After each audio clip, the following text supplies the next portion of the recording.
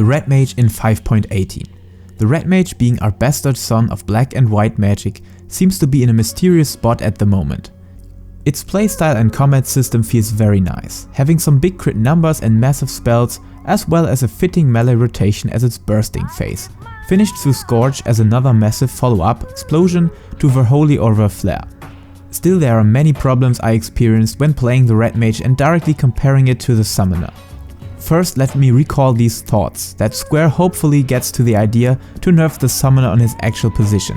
While very good samurais and insane black mages may take a small lead on their personal DPS, the Summoner still performs amazingly good, while also bringing raises to the fight and having that insane flexibility to carry any form of mechanic like Black Smokers in Eden 3 Savage or baiting those AoE circles in Eden 1 Savage, without any significant DPS loss.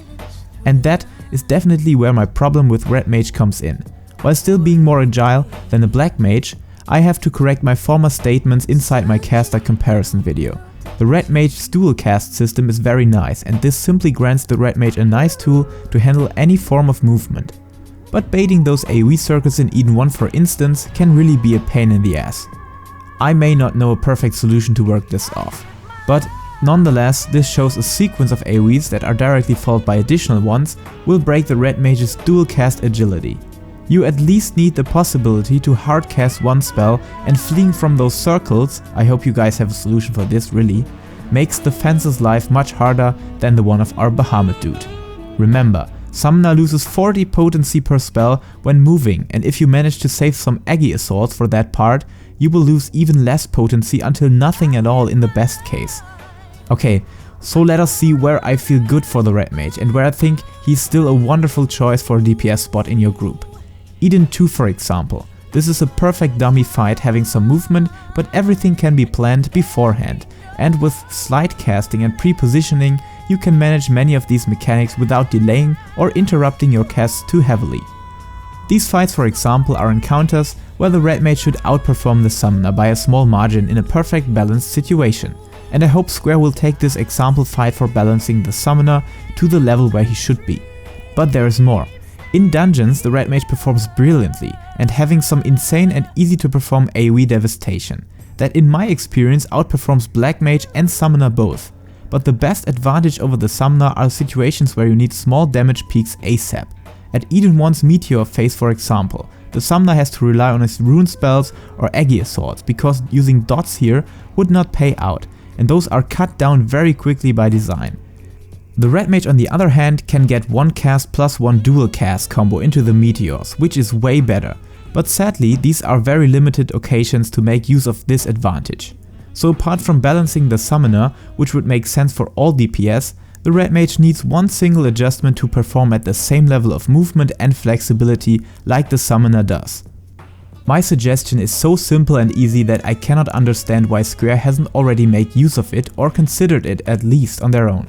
Just give REPRISE some range. That's easy for you to say. Where is there a sniper rifle? Nothing more, nothing less. Having range on REPRISE would give the Red Mage an insane opportunity to stay inside of active combat while having to bait a mechanic or do something by walking further distances or stuff like that. Maybe like REPRISE would cut through the air and your enemy would actually feel the cut on their own skin.